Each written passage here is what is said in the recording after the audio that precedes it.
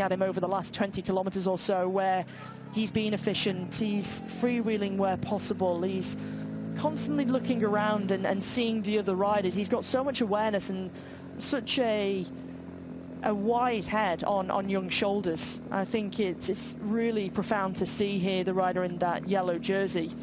He almost looks the best of anyone, to be honest, as we see a big move from Lotto go here from behind. Absolute textbook attack there. Yeah, it's the only thing that they can do with Denain-Porte. Kopecky very strong onto the wheel, but the same goes for Matt Brennan. It's the only way that they can avoid that bunch kick. 4.1 kilometers left.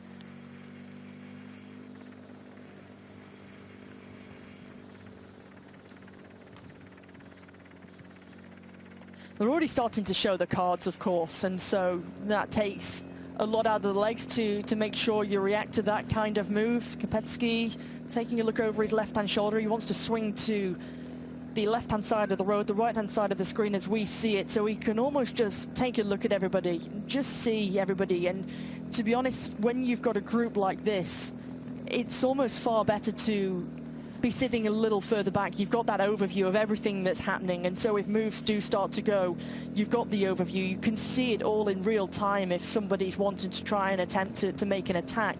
Now Denain-Porte does the same from Decathlon H2R Le Mondial. He pulls out of the line. Florian Vermeers is watching Kopecky because he knows he's a real strong rider.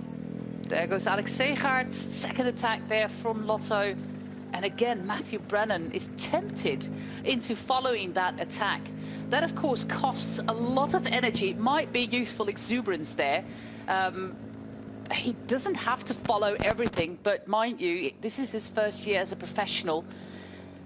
But then again, you've also got to be in it to win it. You've also got to try and put yourself in these kind of positions. And when you get a really cagey final like this, and I think this is basically going to be how the final 3 kilometers goes. It's going to be a case of last man, last rider standing. But you've got to come from behind and take the surprise of the riders.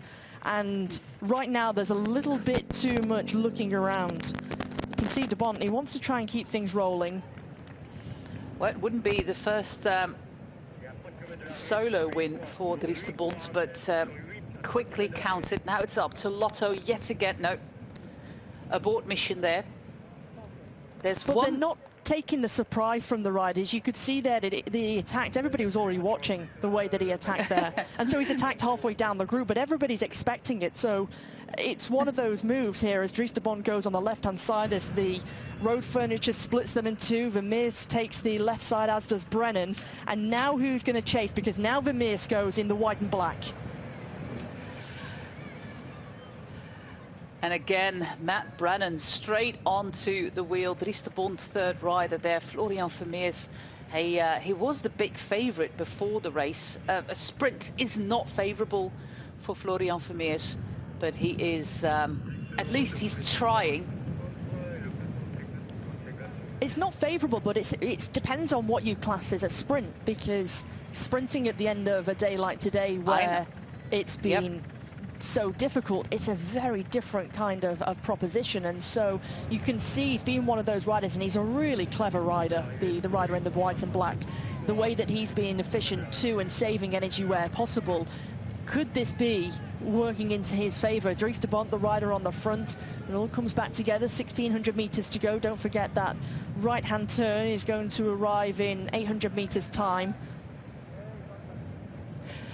We have got a roundabout at about a kilometer to go, and then it's a straight line to the finish with a crosswind. It's only 10 kilometers an hour, so it's not going to change all that much. Our riders here, 8 contenders for the win in this 66th edition of Grand Prix Denain-Porte Du Hainaut. Final kilometer is coming up for the duo of Lotto, Segaard and Van Moer. Vermeers for opposite de Koning. Ooh, almost a crash there for Matt Brennan with Dylan Corkery. Florian Vermeers for UAE. Kopecky is there as well. And Denain-Porte for the Decathlon H2R. That is the composition of our first group. There's a lot of looking at each other. This is the Flamme Rouge. 1 And they can afford kilometer to go, and there is a last-ditch effort there from the man in red, Alex Segaard, going from the front. This is that final roundabout going into the finish straight. Gianni Vermeer straight onto his wheel. A long line going into the finish on the Boulevard 8th of May, which is the day when the French celebrate the end of World War II. And there goes through the middle Dylan Corkery. That would be a formidable surprise if he pulls it off, the young Irishman. Is he going to play the card that nobody expects him to do this? No. Gianni Vermeer straight onto his wheel. So it looks like it's going to be a sprint with Thomas Kopecky through the middle. Matt Brennan straight onto his wheel. Gianni Vermeer says, well, oh, they're almost into the barriers there with Matt Brennan in yellow. Gianni Vermeer through the middle. There goes Matt Brennan, the 19-year-old.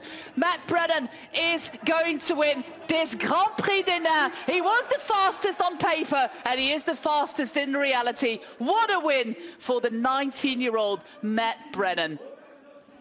What a way to take your first pro victory. So impressive. As a neo-pro, he gets the better of those who have got all of that experience. What a performance, what a victory. Fantastic. And what we also must take into account, Hannah, is how incredibly cool-headed he was. This is for 9th place, Arnaud Delis. Looks like Louis Askey might be there in 10th place. But I was impressed for a 19-year-old guy, how cool he was, how composed, how incredibly race-savvy. He is going to be 20 only in August. He is one of the youngest in the professional World Tour peloton.